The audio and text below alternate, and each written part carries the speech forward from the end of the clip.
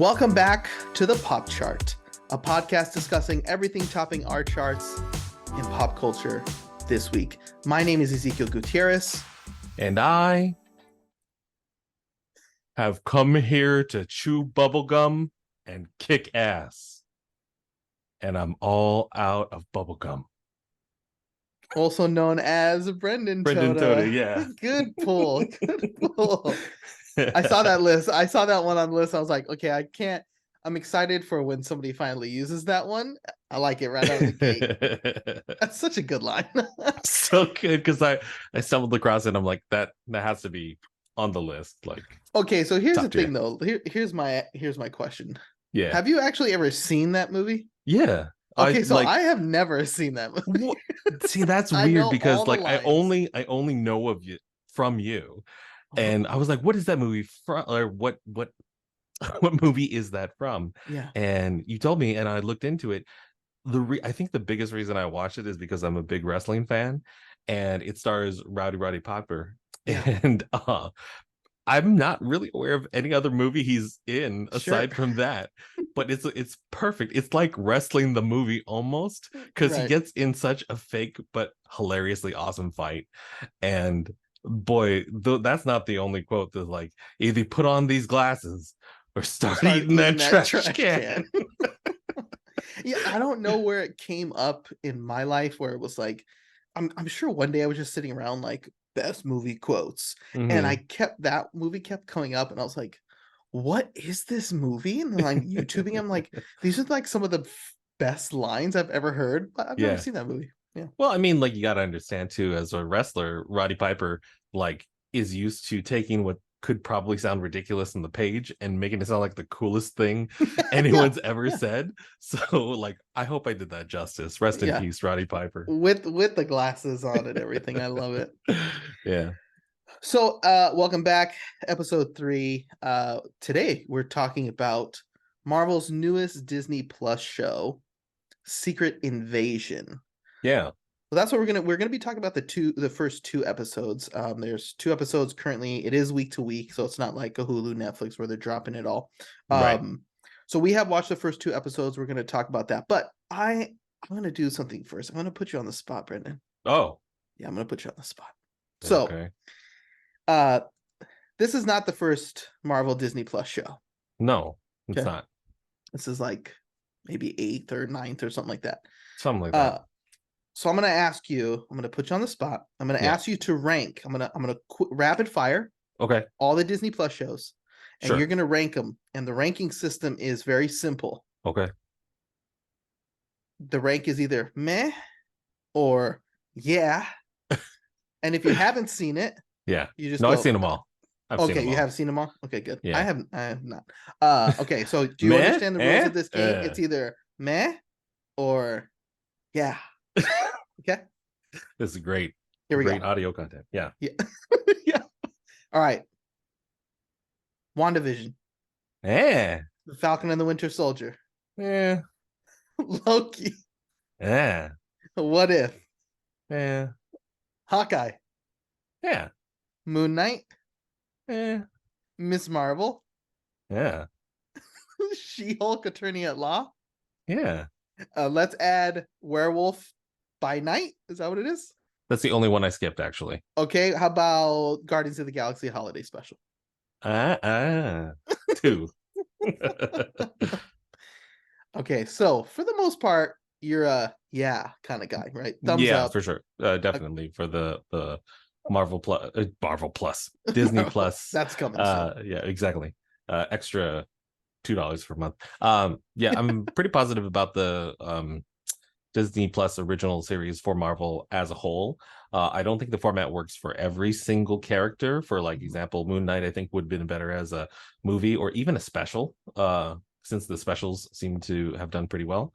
Not that I didn't enjoy Oscar Isaac and seeing all the different facets of the character, but it did seem a little bit more drawn out. Same thing with Falcon and the Winter Soldier. To me, I feel like that was more like a 2.5 hour movie stretched out to be 6 hours.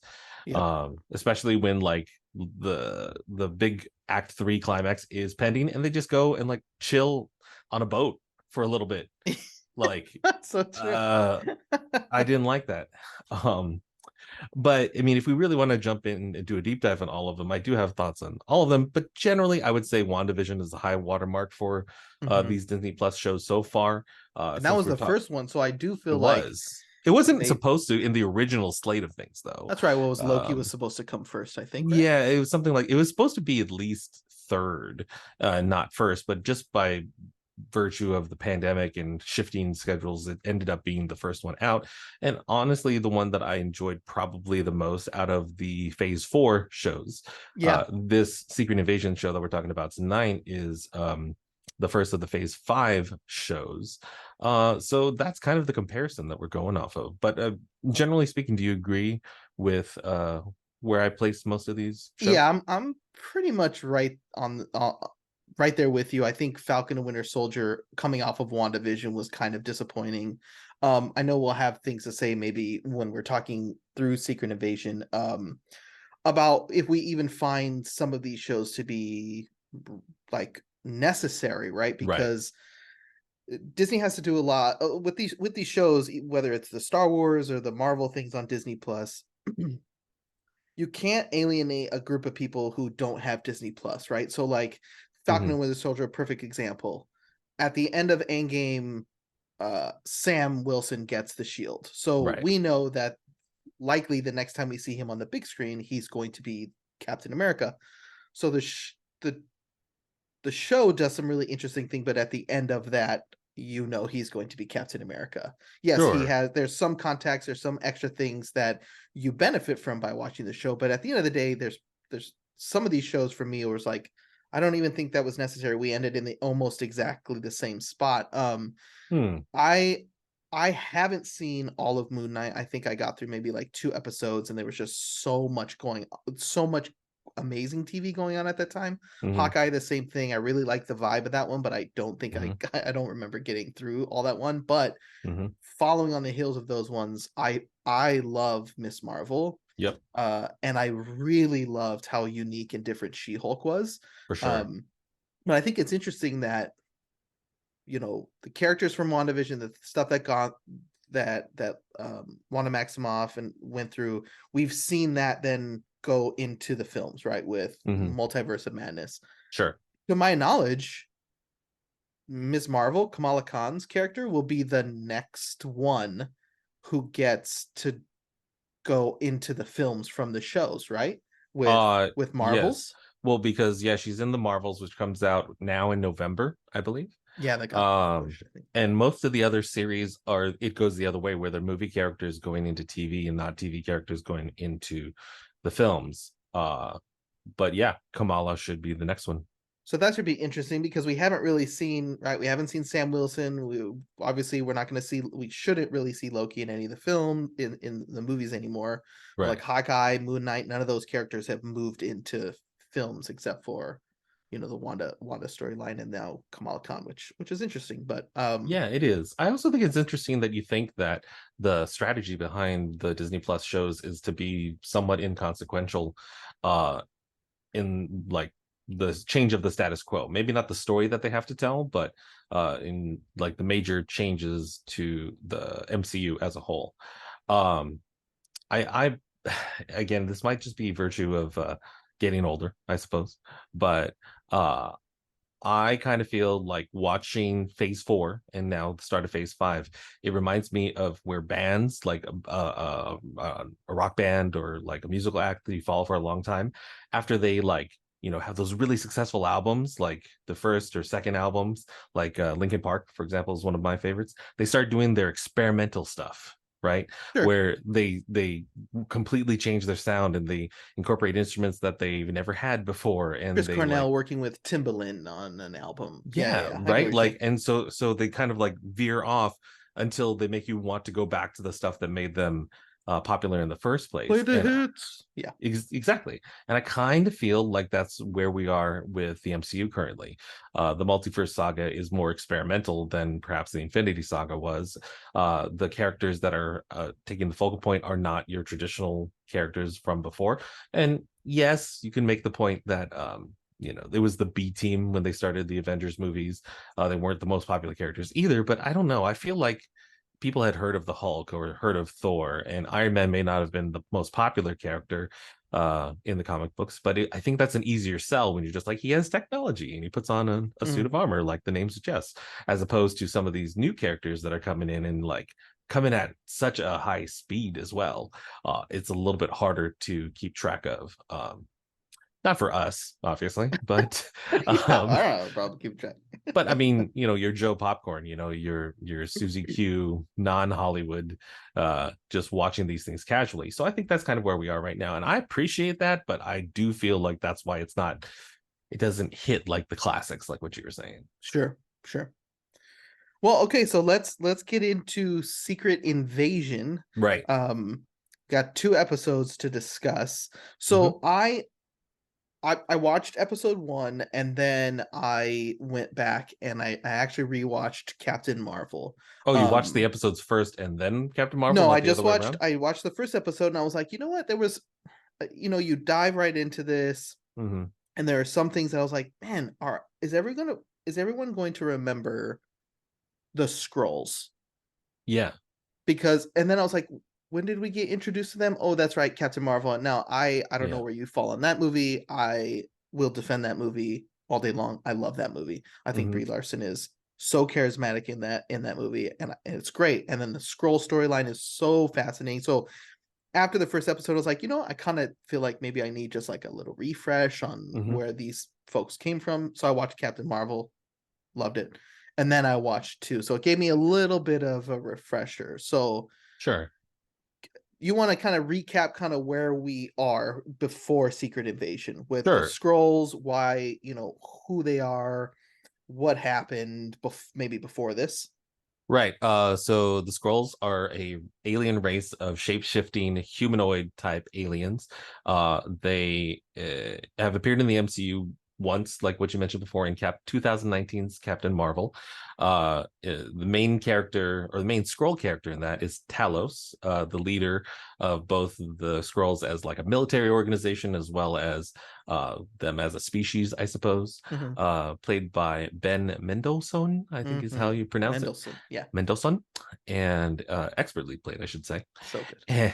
And he prizes the role in this series as well. Um, when we last left the Scrolls, Brie Larson's Captain Marvel, Carol Danvers, and Nick Fury had rounded up what remained of the Skrulls following the Kree Skrull War. The Kree, another alien race of humanoids in the MCU. These are blue-skinned, however, previously seen in movies like Guardians of the Galaxy, where Ronan the Accuser was the main focal point of that race there. These two species had an interplanetary war and wiped out all but apparently approximately 1 million of the Mm-hmm. Skrulls. So using their shape-shifting abilities, they went and occupied other planets, including ours, ultimately settling on Earth. And Captain Marvel and Nick Fury had promised to help them find a new home at the conclusion of the Captain Marvel film. So when this Secret Invasion show picks up, it is not only years later in what we can maybe call present day. They don't ever really date it because it tends to be fuzzy, but it's definitely post Captain Marvel. It's Mm-hmm. also post Blip. Post So blip, yep. Blip, of course, being the when Thanos snapped in 2018's Avengers Infinity War, which wiped out half of the universe and has sent ripple effects not just in story but also in every subsequent project where it touches on it in some way. What is Mm-hmm. it like when people disappear for 5 years? And where we find our main character Nick Fury, he is not the same person. Mm-mm. He's not as much in control. He is struggling to kind of find himself in this new world, and he's usually ahead of the game, whereas now he's very much behind. And so it seems to be more of an exploration of his character. So that's kind of where we pick up. So And that's kind of like the right. We've set up like the Revolutionary War of this things like the right. Krees and and the Scrolls.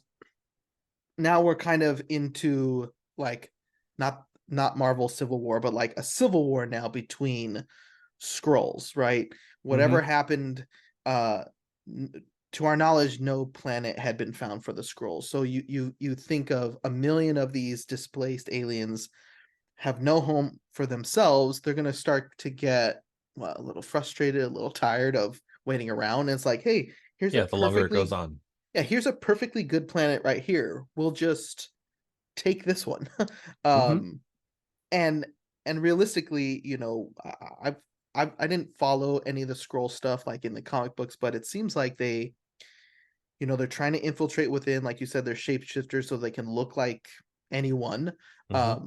And they have the power to maybe be able to do that. And so that's where our story picks up in Secret Invasion. Um, Yeah. is So, that but there are some factions of scrolls who are here who mean us harm, who want to take over the planet as their own, but we still have the other side, like characters like Talos who are still here trying to say, no, no, no, this is not how we're supposed to be doing this. yeah, so before we jump into like heavy spoiler talk about the episodes proper, what were your general impressions of these first two episodes? So I just to give you some context, I am a Marvel fan. I like all the Marvel stuff. Hmm. In general, I'll go see them all. Same thing can be said for Star Wars. I love Right. me some Star Wars. Yes. Um, but my favorite Star Wars film is the least Star Warsy of them all, which is Okay. Rogue One. Um, I love that movie. It is Hmm. without question my favorite. But there's Hmm. no there's no force, there's no magic, there's no creatures and all this stuff. It's very much not that. Hmm. Which is why then my favorite Star Wars TV show is Andor. Um, the same can be said for my affinity for MCU movies. My Hmm. favorite MCU film is still Captain America Winter Soldier Hmm. because that's just like a straight political thriller that very little like superhero-ness in it. Hmm. Um, and so I was kind of excited about this because I was like, is this gonna be like my Andor version? Sure. And I'm 100% on board with this show. I think Okay. the first episode was a little slow. We gotta kind of remind people who these are, who people are, set up brand new characters.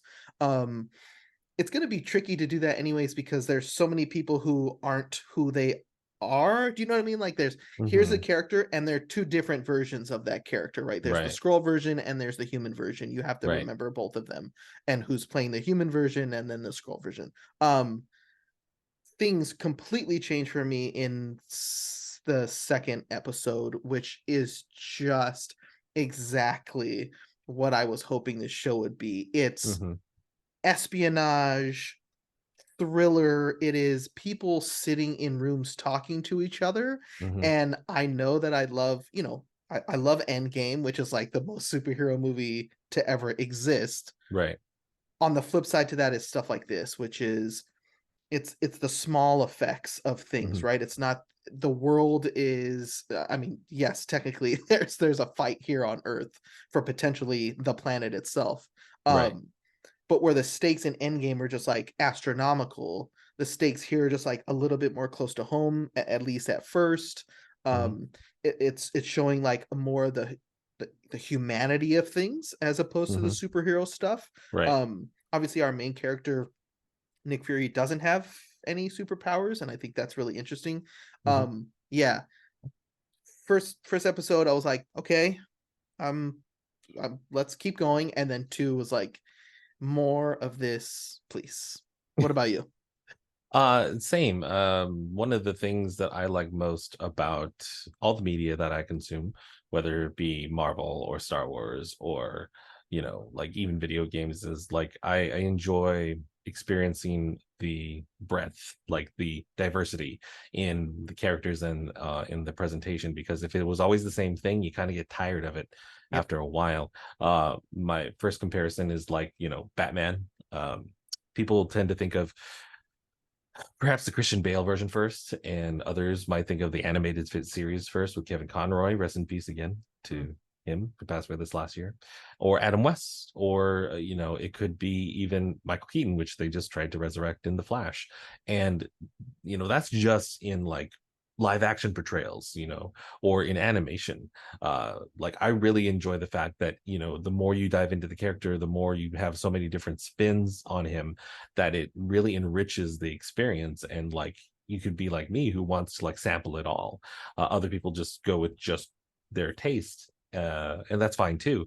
But I like that the MCU is offering us something that's not as bombastic, like what you're saying, what is a little bit more centered on a relatable world. Not that there's anything wrong with going into space and watching the talking raccoon make you cry. Yeah, But yeah, yeah. like it's nice that in the same year we can have both of those things and they both live together in a world that makes sense. And I enjoy that about this. And I would superhero fatigue is real. Like for sure, for at least sure. for me, like I think we reviewed the Flash last weekend. I think part of that was just kind of like, oh, I just maybe I need a break. And right Hmm. now, these first two episodes feel like that. It's like, Sure. okay, let's take a big deep breath here. We'll give you a Hmm. reset. Let's do something a little bit different. Yeah, yeah. And while I would say that it doesn't hit quite the heights that I was hoping it would. Since like you said, it's people sitting in rooms having intense conversations. The acting is definitely more than on par. Oh yeah. But the dialogue, it's not as crackling as perhaps a Tarantino script, or perhaps a uh now I'm blanking on his name. Social Network guy, the Uh, bad example if I can't think of his name. Reiner and nope. I got nothing either. Wow, that is no, guys. We can't. Yeah. We can't sit here. Give me Nope. one second. Hmm. Uh, but that This is so embarrassing. Oh, yeah, Aaron it is Sorkin. Eric Sorkin. It's not an Aaron Sorkin dialogue that's kind Sure, of like almost musical, where you can like enjoy just the delivery of it. Like sure. I'm on record as saying like I can watch the first 10 minutes of Inglorious Bastards, not Aaron Sorkin, but like just that opening scene and just Oh listen God, to these yes. guys talk Hmm. and then stop. But then I want to watch the rest of the movie because the rest of the movie is just filled with those types of things. See, and it's Um, interesting that you say that because I felt that way in the second episode oh, no when kidding. we yeah we uh Colonel James Rhodes, Hmm. War Machine, is reintroduced to us. He's in the episode. Nick Fury's made a mess of things, and they're in, I don't know, some bar or something like that, Yeah, talking. And it that doesn't I matter. did feel that. I felt like the dialogue there, the writer of this episode, really like I was on the edge of my seat listening to these guys talk because Hmm. one, they're two very good actors. Yeah, Um, like you said at the beginning of the episode, Nick Fury is in a very different place, which almost makes him feel like a very different character, like he completely does. different from Yeah. the very first time we met. The confidence, the swagger, all that stuff that is Hmm. gone. Yeah. And I think he's trying to grapple with that fact that everyone who's telling him he has lost a step is Hmm. fully correct, and he's Hmm. making mistakes that he would never have made before. Hmm. I felt like that particular one, I think there's two really good ones. Talos and Fury on the train is very good, Hmm. but that's like the peak of the episode for For me. And sure. it's For just sure. two guys talking. And I felt that way. I thought in my head, I was like, man, this feels like that, Hans Landa in at the Hmm. beginning of, now no one is Christoph Waltz, but I felt like Who this is? Yeah. dialogue was like really like a battle between two people For sure. sitting in chairs across from each other, and I was like enthralled. I was like, this is Hmm. phenomenal stuff. I guess what I'm saying is I wish that the rest of the episode hit as hard as that. Oh, sure. Some of the stuff doesn't do it for me the same way like that. And I wish that I was as excited about that scene as you are. Because yeah, I would say that it got me like 80% of the way, but not all the way. And I think just a little bit more like on the line where felt like there were more stakes could have had to do with it. But yeah, just generally it's a good show, and I'm interested to see where it goes. But I think from this point on, we have to go into spoilers in order Yep. to describe why. So if you haven't Yeah, we seen can do the that. episode, we'll see you next week. Yeah, seriously. But first and foremost, Maria Hill is dead. Yeah. And I was she's not not coming expecting back. that. I Wow. was not expecting that either. I mean, I think I kind of went into this thinking that they're gonna off a character, and maybe Rhodey was gonna be the one. And in hindsight, I'm just like, of course it's Maria Hill. Yeah. She's the closest person to Nick Fury. It's a Nick Fury centered show. She's not in a bunch of the ads. She's not on the poster. Mm-hmm. How did I not see this coming?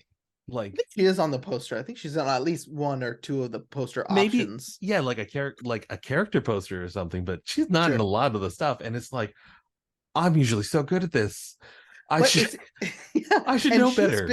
she's been with us for a long She has time. been with us since 2012's The Original Avengers. For real, she And is in a lot of these movies, and she just pops sh- up, and she's just mhm. kind of our through line. Like besides maybe Nick Fury, who's in maybe more of these than anyone else, she's Oh, right there with him. And even dude. in, I think she's been in a movie without him being involved. But yeah, it's like this is a big one. No, I mean, like, I feel like she, in phase one, Coulson was everywhere. But since Right? he died, different conversation. Since he Okay. died, like, Maria Hill has kind of taken his place and shown up in different things, including Spider-Man movies. It's like Yeah. that sucks that it's over. Hmm. Um, I was disappointed to see her go, but at the same time, I wasn't really surprised. She had a good long run. She sure did. Maybe it's just it feels like the MCU again is in this transition phase where they have to say goodbye to certain actors and talent, and she's just the next one on the list, unfortunately. Um, it And going back to what I was saying about maybe some of these shows being inconsequential, right. Yeah, I was gonna mention that. when we go back into the films, let's say for Secret Wars, right? Yeah. Which we know we're getting. Yes. Um, maybe she maybe that role was like that character was like perfectly played out, so she just kind of trickles away. Obviously, for people who Right. watch this show, it's a big loss. Yeah. But I don't know if people watching these movies are gonna even be like, "Where's Maria Hill at? Where Exactly. is she at?" It's like It's I not going don't to be think they're like gonna what be doing happened that. when Yeah. she's not on screen. People should be saying, "Where's Maria?" Right, right. Yeah, no, don't see that happening. Yeah, for sure. And like, yeah, I don't know if she's necessarily going to be the last character that we lose Mm, in this series. Well, there are 4 more episodes, and I think it may be going that way. I am not saying that it will be Nick Fury, but I'm also not saying that as right. well because I don't really know where they're going with this now. I don't know, man. Um, He looks rough. And Yeah. it's like, Wait, how what am I much does saying? he I have take that back left? immediately. He's in the Marvels is in November. Forget it. He's Oh, in the Marvels. He's not that's gonna die true. That unless well, he's a scroll. Okay, they're fine. right. Yeah, we don't know. We don't know because I still swear. I'm like, there's a moment at the end of the second, it's actually the final scene of the second episode where I Right, think, has this dude been a scroll the whole time? It doesn't right, go that way, but I'm right. like, is this what we're about to see? We Mm-hmm. don't. But real quick, jumping back to the first episode, there's Yes. right, so the episode ends on the death of Maria Hill, tragic. Okay, we got, but in the first episode, I was not expecting that. Mm-hmm. Um, I did find some really I don't know if you felt this way, but there are a lot of weird editing choices made in the Mm-hmm. in the first episode, and I didn't know if Mm-hmm. that was on purpose. Like scenes will just be, like Talos would be in a scene talking to so and so, and then it cuts to what's clearly later, and like Talos walks right through the door, Mm-hmm. and I know that that's like movie magic editing and stuff like that, but it felt very jarring where I was like, wait. Are they setting me up to be like, but is that the same Talos that we Mm-hmm. just saw in that thing? So initially I was like, this is some really funky editing. Did it skip? Did I, I'm rewinding it. I'm like, nope, that is how they edited that Yeah. scene, those two scenes together. And that felt very out of place. But then I thought maybe they're trying to kind of throw you off because so much of this is going to be sort of trying to figure out what's real. Ben Mendelsohn, like you said, is so phenomenal in everything he does, and I'm so happy we have him in this show because he's just so talented. Can we talk about Olivia Colman for a second? Like Oscar winner Mm-hmm. Olivia Colman. Mm-hmm. On the surface, what are you doing in this Marvel TV show? Also, she looks like Are you she's slumming it? having so much fun Mm-hmm. being this character, and Mm-hmm. she's so incredibly talented. She's just like chewing the scenery.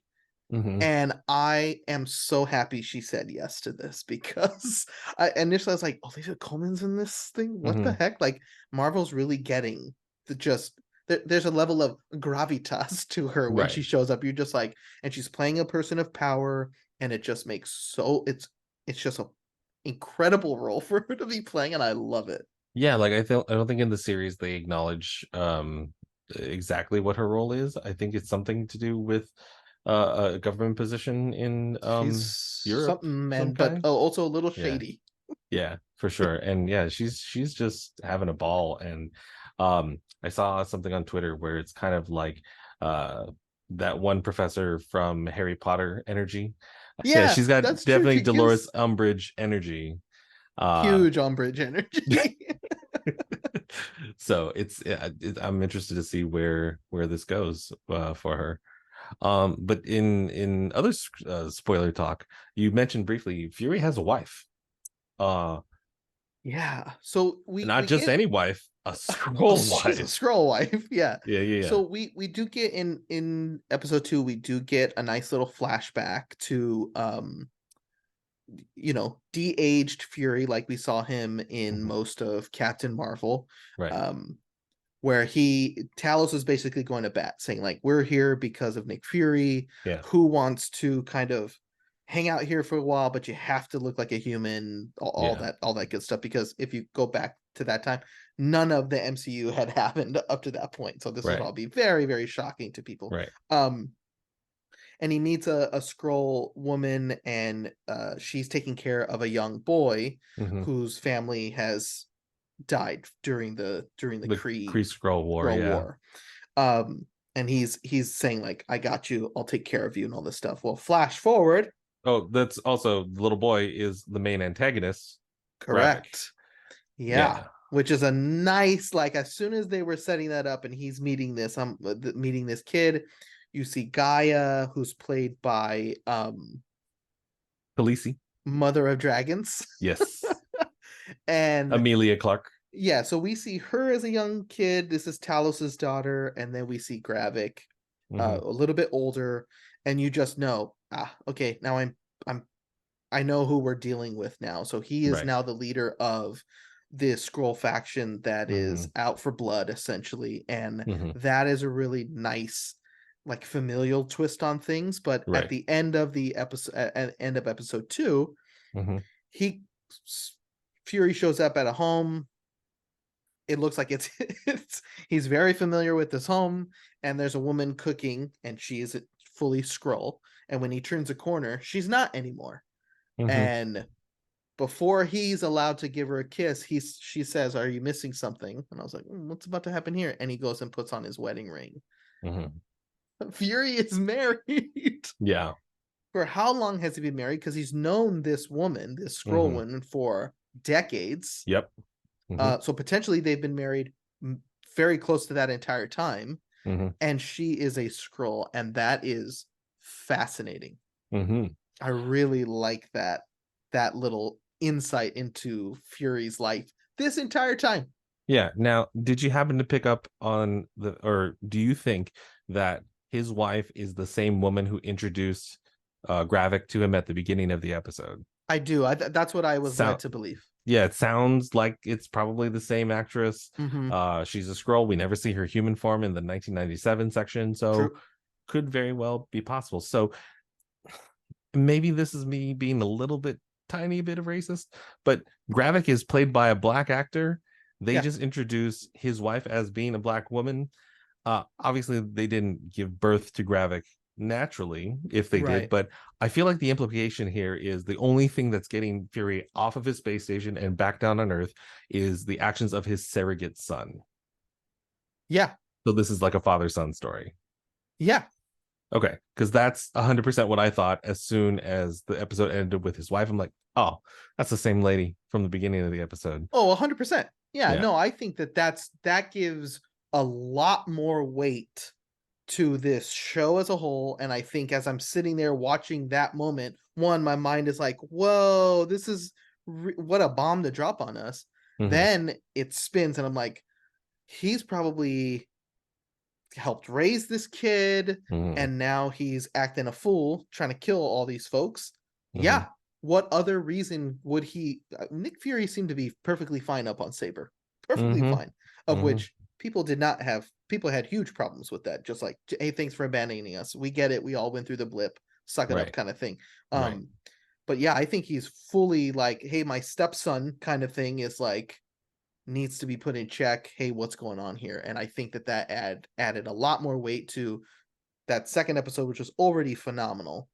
Right. Then I was like, oh wow, okay, and we're dealing with two parents and their Right. children, Because because Talos and yeah, Nick Talos's Fury. daughter is Hmm. with him with Gravik Hmm. in this quest. She's a little bit more gray, right? Because Right. she obviously, they lost her mother, but Talos Hmm. is still around, and they seem to have a pretty strong relationship, enough that she's giving them information to kind of like maybe give them a heads up, even though some of that stuff was maybe smoke and mirrors. But Hmm. it does feel like she's waning a little bit, like she could still be swayed one way or another. And I think obviously that's the whole like thriller of it all, is like Gravik can you can tell that he kind of sees that she's waning a little bit in her Right. resolve. Right. um but I think the adding to that, like, this is essentially Fury's stepson. Right. Awesome. Yeah. I So good. mean, I just waiting for them that moment in like episode 3 or 4 where they just like flat out say this is his surrogate son. Now, Fury as a character for the entire time that he's been portrayed in the MCU usually has more than one thing going on at a time.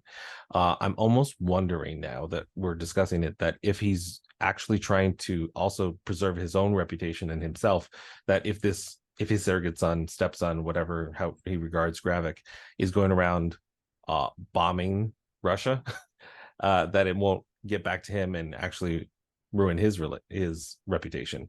Granted, his reputation Mm, has always kind of been up and down, and he even got fired in this last episode, so he's like not really part of the U.S. government. But it's that's still, true. Yep. I still think like, yeah, he's always in and out, so he might be down there just mainly for himself, more of a selfish reason. And Mm. beside the fact that like he's got this fractured relationship with the scrolls as a whole, maybe this is more not as altruistic as it might seem, is what I'm suggesting. Sure.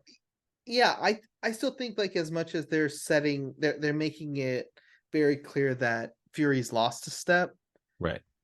like, he's still Nick Fury, so he's Yeah. definitely got more than one iron in the fire. Yeah. And Yeah. I think you're right. I think there's got to be some other angle to this that is all about self-preservation for him. Right. Right. Well, the other item that I wanted to make sure we covered was Gravik himself, where not only is he trying to unite the scrolls under this new banner of like conquering Earth with whatever is left of their um 1 million and whatnot. Mhm. And he makes one of those moves to take complete power of the council. He's working on something else on the side where he's trying to empower them. And the most common fan theory is that he's working on turning them into super scrolls, which in previous portrayals in the comics are super powered scrolls, like the name suggests, mainly because the scrolls can impersonate by changing their appearance and stealing memories, but they can't copy powers. They can't be uh superheroes per se, Is that even if something they a super scroll can do? yeah, so like the Oh, Super I didn't know Scrolls, that. yeah, the Super Scrolls powers, since the Scrolls also have a lot to do with the Fantastic Four, uh, kind of mirror those four's powers, right? So it's all four of their abilities into one a being. And there's a scene Jeez. in there's a scene in episode 2 where Emilia Clarke's Gaia character, Talos's daughter, is snooping through a computer and happens to come across a list Yeah. of characters, or not characters, just things we've seen in the MCU that have different sort of powers, which for the most part kind of line up with the Fantastic Four's powers as well. Specifically, it name checks Groot, Cull Obsidian, Mm-hmm. and the Extremis virus, I guess you could call it, which was Yeah. back What? in Iron Yeah. Man Yeah. Yeah. 3, which caused things to heat up and explode, which is kind of like the Human Torch. Groot can stretch and like, extend, Elongate. Mm-hmm. elongate, which is like Mr. Fantastic. So it's very possible that we're going to get the MCU version of Super Scrolls from this series, and that's going to be the big third act climax where the non-super powered hero of this series has to face off against something that is very much of his own making, his son and the Avengers, which is like, the Yeah. superpower thing. So I kind of think that's where it's going. What do you think? I mean, I I have no knowledge or history Mm, of Super Scrolls, so I had no idea that was a thing. got it. But I do know they very in the back corner foreground is obviously something that people are supposed to step into. It looks like a big ball of energy of some sort, and you hear it go off, Right. but you never actually see anything happening. Hmm. So somebody she's looking at that data that she's looking with Groot's name on it and stuff, and he comes up to her and he says something like, "Oh, this one will be almost ready for a face or something like that." Right. And I was like, "Oh, okay, they're just picking like a humanoid body to copy."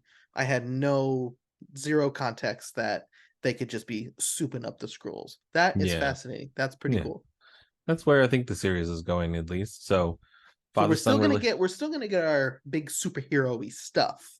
Hmm. The question then is like, do we do you think that we're going to get any superhero cameos in this one? Apart from War Machine, I don't really think so. Hmm. The comic book arc that this is named after, but not necessarily following the same story, is about the Skrulls invading Earth and assuming major roles of power, not just within the superhero community, but within the world and politics and whatnot. And it seems like they're airing more towards that side of things as opposed to, we don't know if our heroes are actually who they think they say they are. Yeah. Uh, that's not what it looks like they're going for this. Right. Yeah. And I don't think that Rhodey is going to turn out to be a scroll, because that's going to kind of undermine a lot of his recent character development. Hmm. um Again, I'd be more inclined to think that, yeah, Fury has been a scroll this whole time. Doubtful, but Hmm. possible. Or maybe some other player, kind of like they did with Everett Ross at the beginning of episode 1. Someone who it really like wouldn't make that much of a difference if they Yeah. turned out to be a scroll or not. I For don't think sure. we're gonna have one of those moments of, oh my god, who's a scroll? Yeah. Yeah. Yeah. Good stuff. Yeah. So So we'll so see. far enjoying it. We're both into it.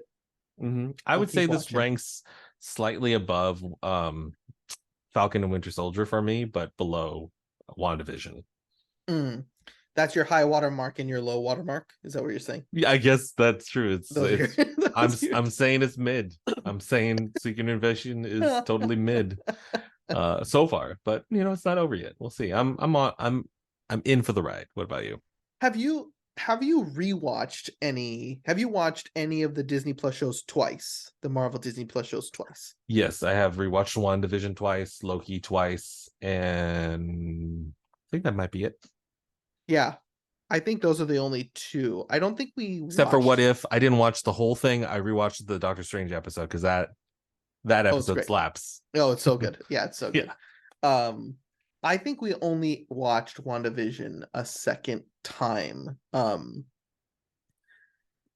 So yeah, I think if you're saying, I think my high point is like Miss Marvel. I absolutely love that show. But It's a good one. this is my jam. This is the kind of stuff, like I said, it's a little bit slower pace, it's a little bit more grounded. Hmm. Um the the acting is just like elevated because we're not hiding behind a whole bunch of CG and huge Sure. stuff. And obviously you don't really get too much of that anyways with these Disney Plus shows because budgets are a little bit tighter.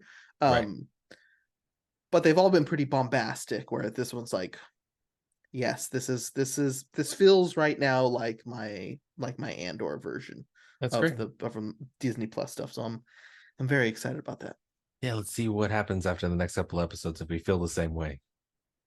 Yeah, I mean, we're a third of the way finished with the show. It's Yep, only 6 already there. episodes, which is like, I kind of okay. prefer that, you know. I don't think these would do so well if they were longer, because then Yeah, you're don't draw stretching this the out. Let's budget. go. Yeah, Hmm. stretching the budget even more. You're stretching the narrative even more. Just like get to it, get to it. Let's go, let's go. So Secret Invasion on Disney Plus now. The first 2 episodes are streaming. We'll continue watching whether we do another maybe show at the end of the series, or just quickly recap the Halfway episodes point, yeah, as we're going through it. We'll keep you posted. But yeah, overall, I think we're both going to continue watching anyways. for sure. Yeah. Uh that's it for episode 3. Thanks for watching and or listening. We've got a lot of things coming out, a lot of big things happening. We've got Comic-Con is coming up, so we'll probably Yep. talk a little bit about that. Hmm. We've got a new Indiana Jones movie, a new Christopher Nolan movie coming out. Barbie, are you as excited about Barbie as I am? You know, in on paper, I wasn't, and then they started to do all the promotional material and whatnot, and that looks like quite a thing. So I am excited to figure out what that thing is. yeah, So yeah. So we'll probably be reviewing one or several of those things. We've got a couple of fun things planned, maybe a new segment that we're going to be introducing here in the next couple of weeks. So uh, you can find all of the Pop Chart, all 3 whopping episodes For on now. all the major podcasts: Apple, Spotify, Amazon Music, and then of course, if you're watching, we're on YouTube at the Pop Chart Podcast. Thank you for joining us on the Pop Chart. See you next week.